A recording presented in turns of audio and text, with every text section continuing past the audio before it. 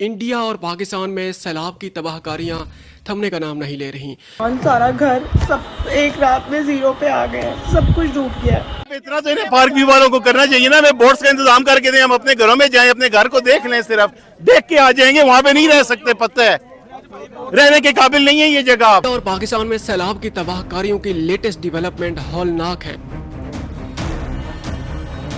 अब तक की इतलात के मुताबिक 50 साल रिकॉर्ड टूट चुका है।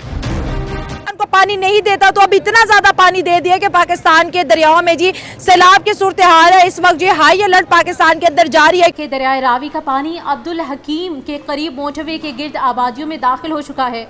खवातीन और बच्चों समेत सैकड़ों अफराद लाहौर अब्दुल हकीम मोटरवे पर पनाह लिए हुए हैं। भारत के शुमाल इलाके हिमाचल प्रदेश और पंजाब में भी बारिशों से तबाही मच गई है।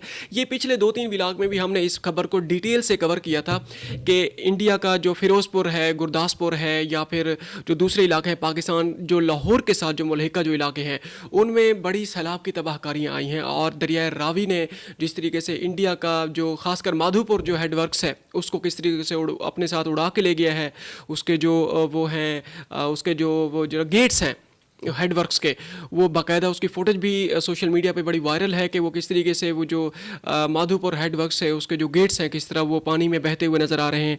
आगे बढ़ते हैं हम, रियासत भारत की एक और रियासत है उत्तराखंड में। उत्तराखंड में जनाब बादल फटने हैं, ये क्लाउड बस्टिंग का सिलसिला पाकिस्तान में भी हो रहा है और पाकिस्तान में तो कुछ ज़्यादा ही हो रहा है। नारोवाल हो, सियालकोट हो, उससे पहले डिस्ट्रिक्ट बुनेर, सवात और दूसरे क्लाउड बस्टिंग। अब पंजाब में उसका सिलसिला शुरू हो चुका है। पंजाब में मुख्तलिफ, लाहौर में भी का जनाब वो हुआ है, देखने में ये चीज़ें सामने आई हैं।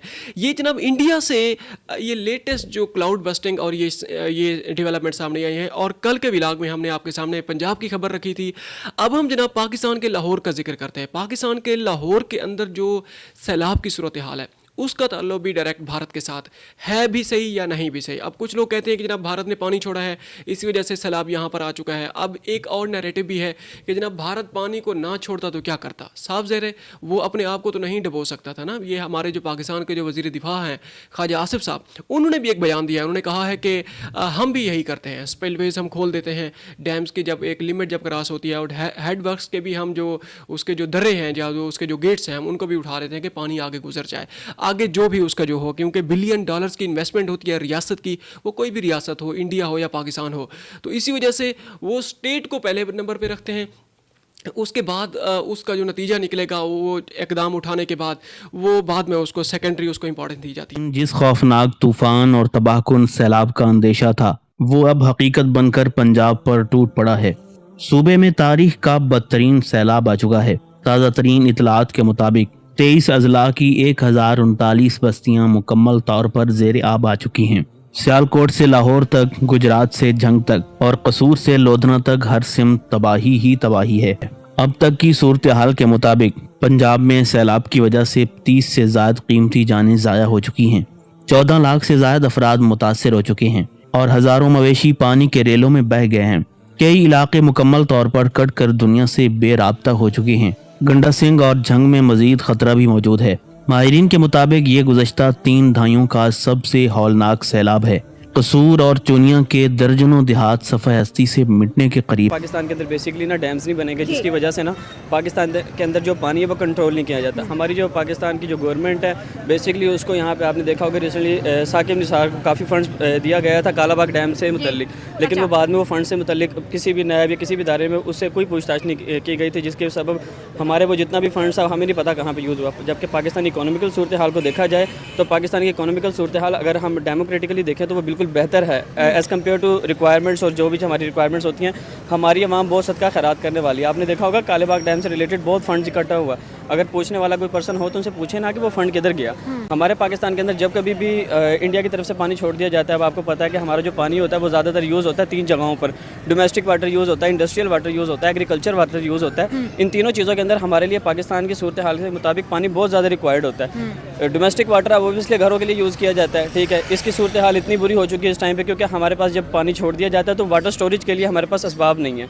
जब वाटर स्टोरेज नहीं होती तो हमारे पाकिस्तान के अंदर ज़्यादा से ज़्यादा सैलाब होता है, एग्रीकल्चर, मवाशी मंडी और बहुत सी जगहों पे आपको पता है कि बीमारी का बाइस भी बनती है, जिसकी वजह से पानी बीमारी नहीं जाता। बहुत से मासूम बच्चे हर साल जो है अपनी जान से हाथ धो बैठते हैं इस सैलाब की Exactly, वजह से। तो exactly. ये जो इंडिया की तरफ से एक इशू होता है हमें कि भाई इंडिया पानी क्यों छोड़ता है, तो इंडिया फिर पानी किधर लेके जाएगा ना, अगर वहाँ पे पानी भर रहे हैं और ग्लेशियर पिघल रहे हैं, बारिशें हो रही हैं, तो ज़ाहिर है इंडिया तो फिर दरवाजे खोलेगा पानी को निकालने के लिए। एग्जैक्टली ऐसी है इंडिया के पास। बेसिकली अगर देखा जाए तो इंडिया की हुकूमत ने ना अपनी इकोनॉमिकल सूरत हाल को ना सिर्फ बेहतर किया बल्कि जहाँ जहाँ उन चीज़ों की रिक्वायरमेंट्स होती हैं उन्होंने उस जगह पैसा लगाया भी है।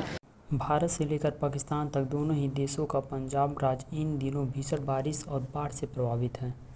पाकिस्तान में बाढ़ से जहां हालत भयावह है और लाखों लोग प्रभावित हुए हैं, तो वहीं भारत के पंजाब राज्य के सभी 23 जिलों को बाढ़ प्रभावित घोषित कर दिया गया है। पंजाब के लोगों का कहना है कि 1988 के बाद पहली बार इतनी भीषण बाढ़ राज्य में आई है, यानी 37 सालों का रिकॉर्ड टूट गया है।